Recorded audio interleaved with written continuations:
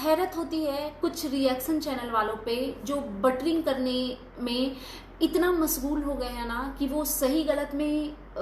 फ़र्क करना भूल गए हैं सिर्फ व्यूज़ के लिए, क्योंकि उनको पता है कि अगर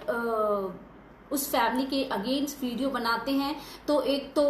जो भी उनके सब्सक्राइबर है वो आकर के गालियां देंगे, आपके चैनल को रिपोर्ट करेंगे, और दूसरी एक ऊपर से तलवार लटक रही होती है कि जगत भैया की फैमिली पता नहीं कब आ जाए, गंदी गंदी गालियां दे, आपको गंदे गंदे धमकी दे। तो ये तलवार से बचने के लिए और व्यूज़ और डॉलर छापने के लिए कुछ रिएक्शनिस्ट ने एकदम ईजी जॉब बना लिया है कि हमें कुछ नहीं करना है, बस जगत भैया की फैमिली की बटरिंग करनी है, और जो लोग के अगेंस्ट बोलते हैं उनके ऊपर हाथ पैर मुंह धो करके पड़ जाना है और उनको